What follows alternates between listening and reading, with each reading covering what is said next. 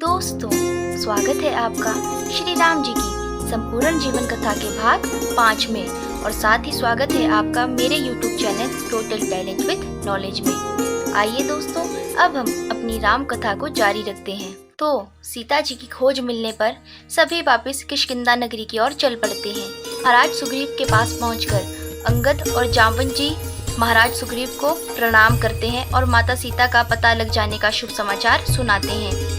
हनुमान जी की वीरता के बारे में सुनकर सुग्रीव जी उन्हें गले से लगा लेते हैं और कहते हैं कि तुमने मेरी लाज रख ली। इसके बाद सुग्रीव जी वानरों सहित श्री राम के पास पहुँचे। उन्होंने श्री राम व लक्ष्मण जी को हनुमान जी के पराक्रम और बुद्धि कौशल के विषय में बताया तथा माता सीता के मिलने का शुभ समाचार भी सुनाया। माता सीता की कुशलता जानकर श्री राम का हृदय पुलकित हो उठा। उन्होंने उठकर हनुमान जी को गले से लगा लिया और अपना आभार प्रकट किया। हनुमान जी ने माता सीता के कष्टमय जीवन के विषय में विस्तार से श्री राम जी को बताया और उनका संदेश सुनाया कि यदि आप 2 महीने तक वहां नहीं पहुंचे तो रावण उनका वध कर देगा। उसके पश्चात हनुमान जी ने सीता जी द्वारा दी गई चूड़ामणि भी श्री राम जी को दी। श्री राम उस चूड़ामणि को पहचान गए थे। चूड़ामणि लेकर श्री राम बहुत अधिक भावुक हो उठे। उनकी आंखों से अश्रुओं की धाराएं बहने लगी। श्री राम ने माता सीता के बारे में हनुमान जी से बहुत से प्रश्न पूछे, क्योंकि वे माता सीता की कुशलता के विषय में सोच कर बहुत अधिक परेशान व व्याकुल थे। हनुमान जी ने सुझाव दिया कि अब बिना देरी किए रावण के विरुद्ध युद्ध की तैयारी कर देनी चाहिए। हनुमान जी ने लंका दहन के बारे में भी श्री राम को बताया और कहा माता सीता को कष्टों से छुटकारा दिलाना चाहिए। श्री राम ने पूरी स्थिति से परिचित होकर सुग्रीव जी से गंभीरता पूर्वक युद्ध की तैयारी करने के लिए कहा। हनुमान जी के लंका से वापस लौटने पर श्री राम ने युद्ध के विषय में हनुमान जी से परामर्श किया। श्री राम ने हनुमान जी से कहा, माता सीता की खोज करके आपने मुझ पर और रघुकुल पर जो कृपा की है, मैं उसे कभी नहीं भुला सकता। मैं सदा आपका आभारी रहूंगा। मैं ये ऋण कभी नहीं उतार पाऊंगा। इसके बाद श्री राम ने समुद्र पार करने की समस्या पर विचार विमर्श किया और कहा कि हम रावण जैसे महाबलशाली को किस प्रकार पराजित कर पाएंगे। सुग्रीव जी ने श्री राम को धैर्य बंधाते हुए कहा कि विपत्ति के समय साहस के साथ काम लेना चाहिए। परिश्रमी मनुष्य के लिए कोई न कोई मार्ग अवश्य ही निकल आता है। युद्ध की तैयारियां की जाने लगी। वानर सेना सहस्त्रों की संख्या में एकत्रित हो गई। श्री राम ने अपने विचार बताए। आज का दिन बहुत शुभ है। आज उत्तरा फाल्गुनी नक्षत्र है। इसी नक्षत्र में माता सीता का जन्म हुआ था। युद्ध के लिए आज ही सेना प्रस्थान करेगी। महाराज सुग्रीव की आज्ञा पाते ही सेनापति नल ने वानर सेना को प्रस्थान का आदेश दिया। श्री राम, लक्ष्मण और सुग्रीव जी की जय जयकार करते हुए वानर सेना आगे बढ़ी तथा महेंद्र पर्वत पर जाकर रुक गई। श्री राम की सेना के महेंद्र पर्वत पर पहुंचने की सूचना पाकर लंकावासी अत्यधिक भयभीत हो उठे। हनुमान जी द्वारा लंका को जला देने के कारण उनका मन पहले से ही भय से व्याप्त था। वे चिंतित थे कि जिनका एक दूत इतना वीर और बलशाली है तो वे स्वयं कितने बलशाली होंगे। लंका वासियों को चिंतित देखकर विभीषण जी ने रावण को समझाने की कोशिश की।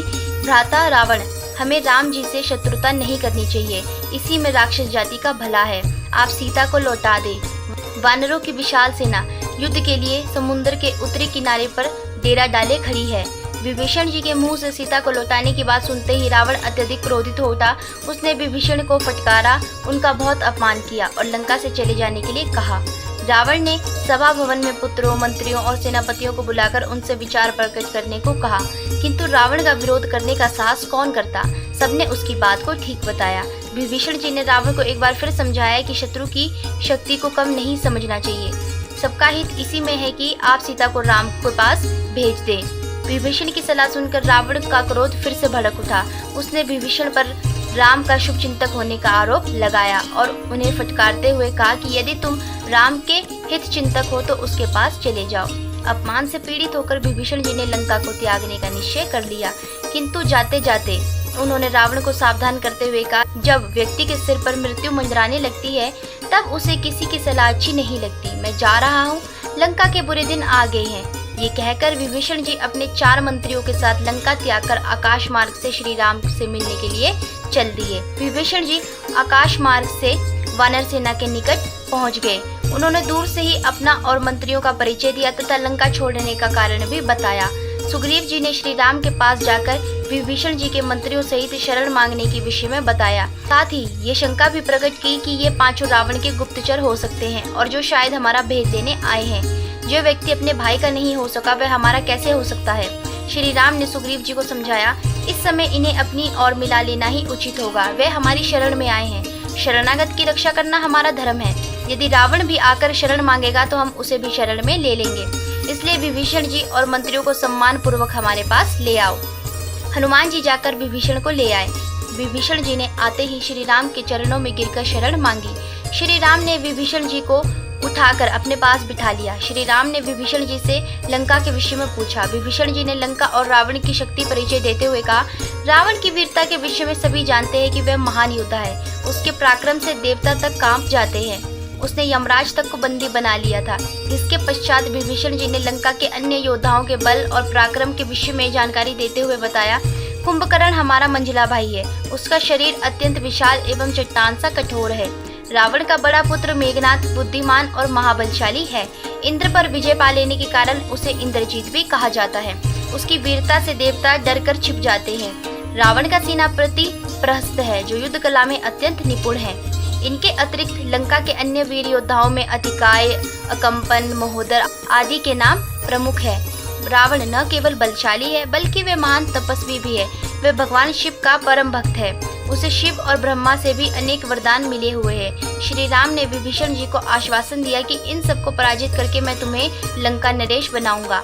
विभीषण जी ने भी श्री राम को पूर्ण सहयोग देने का वचन दिया। तब श्री राम ने लक्ष्मण जी से समुद्र का जल मंगाकर विभीषण जी का राज तिलक किया तथा उन्हें लंका का राजा घोषित कर दिया। लंका तक पहुंचने के मार्ग में समुद्र पार करना एक कठिन समस्या थी। श्री राम 3 दिन तक समुद्र के किनारे बैठकर उससे मार्ग देने की प्रार्थना करते रहे, किंतु समुद्र ने मार्ग न दिया। तब श्री राम ने क्रोध में धनुष पर बाण चढ़ाकर उसे सुखा देने की धमकी दी। श्री राम का क्रोधित रूप देखकर समुद्र भय से कांपते हुए मनुष्य रूप में प्रकट हुआ और श्री राम से क्षमा मांगी। समुद्र ने श्री राम से कहा कि सुग्रीव के सेनापति नल नील ने अपने पिता से समुद्र पर पुल बनाने की कला सीखी हुई है। आप उसे पुल बनाने के लिए कहे। आप धनुष पर चढ़ाए बाण को उत्तर दिशा की ओर छोड़ दे। इससे वहां बसे अधर्मियों और दुष्टों का अंत हो जाएगा। समुद्र की सलाह मानकर श्री राम ने बाण को समुद्र के उत्तर दिशा की ओर छोड़ा। इससे उस क्षेत्र के समस्त दुष्टजन मारे गए और वह क्षेत्र रेतीला हो गया। इसके बाद श्री राम ने नल नील को पुल बनाने का आदेश दिया। नल नील ने वानरों को समुद्र में श्री राम का नाम लिखकर पत्थर और चट्टानें फेंकने के लिए कहा। इस प्रकार 5 दिनों में ही पुल बन गया। लंका जाने से पहले श्री राम ने समुद्र तट के पास महादेव जी के शिवलिंग का निर्माण कर उनकी पूजा अर्चना की और उनसे लंका पर विजय पाने का आशीर्वाद मांगा। जिस जगह पर श्री राम ने शिवलिंग की पूजा अर्चना की वह स्थान आज रामेश्वरम द्वीप के नाम से जाना जाता है और महादेव का वह शिवलिंग रामेश्वरम ज्योतिर्लिंग के नाम से विख्यात है। तो शिवलिंग की पूजा अर्चना करने के बाद श्री राम सुग्रीव, हनुमान, जामवंत, अंगद, नलनील और समस्त वानर सेना के साथ सेतु से होते हुए लंका की ओर चल पड़े। पुल द्वारा समुद्र के पार पहुंच गए। वहां सेना ने सुबेल पर्वत पर डेरा डाल दिया। शुक और सारण श्री राम की सहृदयता और मधुर स्वभाव से प्रभावित होकर रावण के पास पहुंचे। उन्होंने रावण के सामने राम की प्रशंसा की। रावण उन्हें महल के ऊपरी भाग में लेकर गया तथा उन्हें राम की सेना के वीरों का परिचय कराने का आदेश दिया। सारण ने नल को दिखाते हुए कहा कि वह सुग्रीव का सेनापति नल है, जो कि बार बार गर्जना कर रहा है। जो वीर जमाई ले रहा है वह बाली का पुत्र अंगद है। ऋक्षों के नेता जामवंत है, जो बीच में खड़े हैं। वह जो निडर होकर चल रहा है उससे तो आप परिचित ही है। वह लंका को जलाने वाला हनुमान है। हनुमान के साथ धनुष बाण धारण किए राम है। राम के दाईं ओर उनका छोटा भाई लक्ष्मण है। लक्ष्मण के बाईं ओर आपके भाई विभीषण बैठे हैं। राम ने विभीषण को लंका का राजा बना दिया है। इसके साथ सुग्रीव बैठा हुआ है। सारण ने रावण को समझाया, हे लंकेश, अकेले राम ही लंका पर विजय पाने के लिए काफी है। उनके साथ के योद्धाओं को पराजित करना कठिन है। अभी भी समय है, आप सीता को लौटाकर राम से मित्रता कर लें। शुक ने भी यही सलाह दी। शुक और सारण की बातें सुनकर रावण ने उन्हें फटकार कर चले जाने के लिए कहा। जब रावण महल में गया तो उसकी पत्नी मंदोदरी ने भी सीता को लौटाकर युद्ध न करने की सलाह दी, किंतु उसने माता सीता को न लौटाने की जिद न छोड़ी और सेना को युद्ध के लिए तैयार होने का आदेश दिया।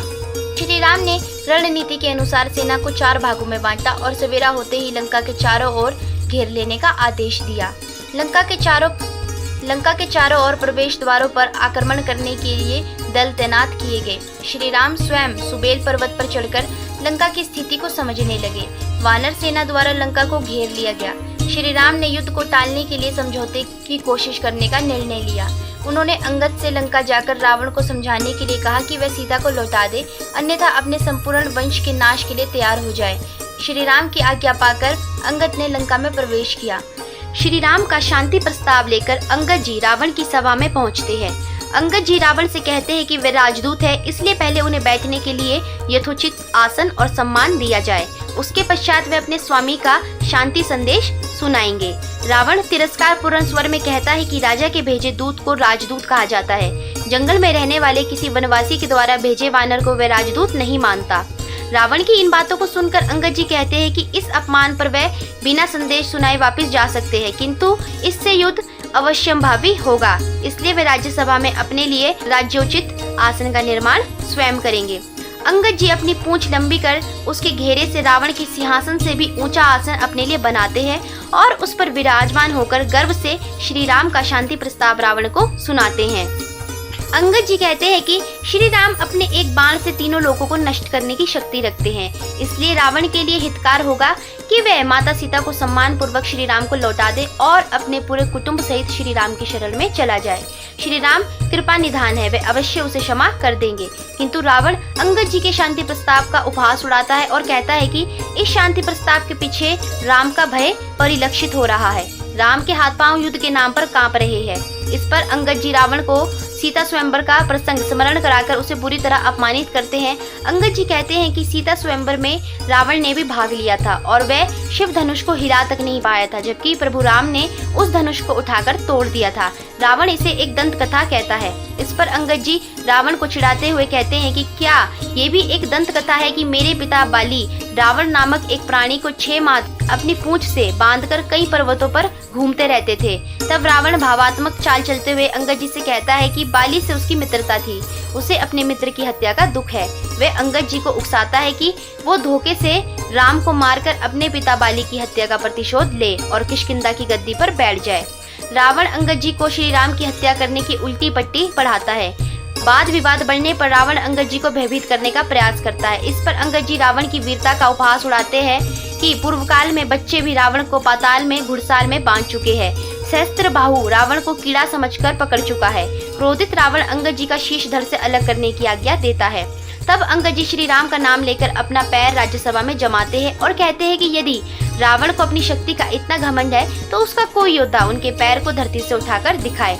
अंगद जी कहते हैं यदि उनका पैर तनिक भी हिल गया तो प्रभु राम बिना युद्ध किए लंका से लौट जाएंगे। रावण के तमाम योद्धा एक एक करके और फिर एक साथ मिलकर अंगद जी का पैर उठाने का प्रयास करते हैं, लेकिन उसे हिला तक नहीं पाते। इंद्रदेव को हराने वाले रावण का पुत्र इंद्रजीत भी अपना बल दिखाता है, लेकिन वह भी अंगद जी का पैर धरती से नहीं उठा पाता। खिसियाए इंद्रजीत की इच्छा म्यान से अपनी तलवार बाहर निकालने की होती है, लेकिन अपमान का घूंट पीकर वह अपने आसन पर लौट आता है। तब रावण अपने सिंहासन से नीचे उतरकर स्वयं अंगद जी के पैर उठाने के लिए झुकता है। अंगद जी अपने पैर वापस खींच लेते हैं और झटका खाकर रावण का राज मुकुट धरती पर गिरता है। अंगद जी मुकुट उठाकर रावण से कहते हैं कि एक दूत का पैर पकड़ने की बजाय वह श्री राम के चरण पकड़े, इसमें ही उसका कल्याण है। अंगद जी रावण का मुकुट बाहर की ओर उछालते हैं, जो परकोटे के बाहर राम के चरणों में गिरता है। रावण अंगद जी को बंदी बनाने को कहता है, लेकिन अंगद जी उड़कर सुरक्षित बाहर निकल आते हैं। सुरक्षित बाहर आने के बाद अंगद जी सभा में हुई प्रत्येक घटना को श्री राम जी को विस्तार से बताते हैं। युद्ध की पूर्व रात्रि श्री राम भी अपनी छावनी में सुग्रीव, जामवंत, अंगद और हनुमान जी के साथ मंत्रणा करते हैं। श्री राम कहते हैं कि वे अंतिम क्षणों तक रावण के साथ युद्ध टालना चाहते थे, किंतु रावण ने इस अंतिम अवसर को भी ठुकरा दिया है। अब युद्ध होना निश्चित है। अनेक ऋषि मुनि इस धर्म युद्ध को अपनी आध्यात्मिक शक्ति प्रदान करने के लिए साधनारत होते हैं। युद्ध के पहले दिन सूर्यवंशी राम सूर्योदय के साथ भगवान भास्कर की वंदना करते हैं। युद्ध आरंभ होता है। वानरों की एक टुकड़ी दुर्ग के द्वार तोड़ने में जुटती है।